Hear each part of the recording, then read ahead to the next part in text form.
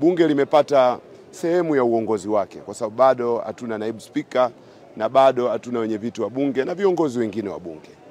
Ni mapema sana kuanza kusema tuna matarajio ya namna gani.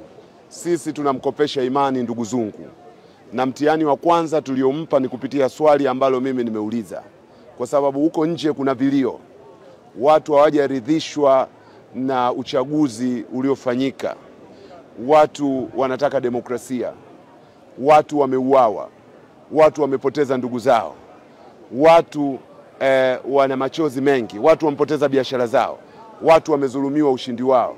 Kwa hiyo watu wanalitazama bunge hili kwa jicho la umakini mkubwa sana, na kuona kama litakuwa ni bunge la matumaini kwa Watanzania ama litakuwa bunge la kuisifia na kuipongeza serikali. Na ndio maana tukamtupia swali kama bunge hili litakuwa na ajenda ya maboresho ya demokrasia nchini Tanzania, na kama mchakato wa katiba mpya utapata nafasi katika bunge hili. Tunashukuru kwamba amejenga msimamo kwamba bunge hili litakuwa bunge la haki za watu na kwamba mchakato wa katiba mpya utapewa nafasi. Sisi tunamkopesha imani ndugu zungu, itakuwa ni wajibu juu yake kuipokea imani hiyo ama kuidondosha. Sisi tutaingia bungeni kutazama mwenendo wa mambo. Imani ikiendelezwa, sisi tutatoa ushirikiano. Imani ikidondoshwa, tukiona kwamba bunge hili linatoka katika mstari, tutasimama imara kutetea sauti ya Watanzania ambao wametuamini. Matarajio yangu ni kwamba bunge litatekeleza wajibu wake kwa mujibu wa katiba, kwa mujibu wa sheria. Bunge ni chombo cha kuisimamia serikali, sio chombo cha kuisifia serikali hata pasipostahili. Bunge ni chombo cha kusimamia bajeti. Bunge ni chombo cha kusimamia maslahi ya wananchi, ni chombo cha kutunga sheria. Kwa hiyo ni matarajio yangu kwamba bunge hili litatekeleza wajibu wake huo wa kikatiba na wa kisheria. Na mimi niseme, mimi kibinafsi Ado Shaibu Ado, na kwa kushirikiana na wenzangu kutoka chama cha ACT Wazalendo na wale wa upande wa walio wachache, kwa maana wabunge wote tunaotoka katika vyama vya upinzani na wabunge wote wenye mapenzi mema na taifa hili bila kujali vyama wanavyotoka, tutautekeleza wajibu huo vizuri.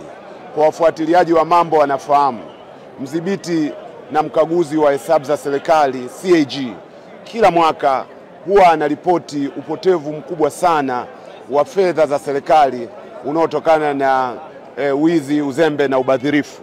Ni wajibu wa bunge hili kuhakikisha kwamba utaratibu huo unaondoka na fedha za wananchi zinatumika kwa mujibu wa malengo yaliyokusudiwa. Mara zote tunaona bajeti ya serikali inaelekezwa sana katika matumizi ya kawaida na matumizi ya maendeleo yanapangiwa bajeti ndogo. Ni wajibu wetu kama wabunge kuhakikisha kwamba fedha za Watanzania, kipato chote tunachokipata kama taifa, kwa sehemu kubwa kinaelekezwa katika kuwakomboa wananchi wanyonge. Huko majimboni tulikotoka, wananchi wana matatizo mengi na wana matarajio makubwa na sisi. Mimi ni mbunge wa Tunduru Kaskazini.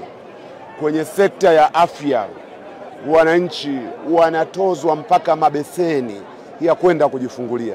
Wanatunduru wananitazama kwa matamanio makubwa ya kwamba mambo haya yakome. Serikali imeahidi yenyewe kwamba kwa kila mwanamke mjamzito atapata matibabu bure. Jimboni ninakotoka mimi haya hayafanyiki kwa vitendo. Serikali imeahidi kwamba kwa wazee vikongwe watapata matibabu bure. Haya yatekelezwe ipasavyo. Wananchi wengi wa Tanzania ni wakulima, kuna changamoto nyingi kwenye pembejeo, kuna changamoto nyingi kwenye bei ya mazao, kuna migogoro mingi baina ya wakulima na hifadhi, kuna matatizo mengi ya wanyama waharibifu, kuna matatizo mengi ya maji, sekta za umeme, barabara. Watanzania wana matumaini kwamba sisi tutasimama kama sauti ya Watanzania.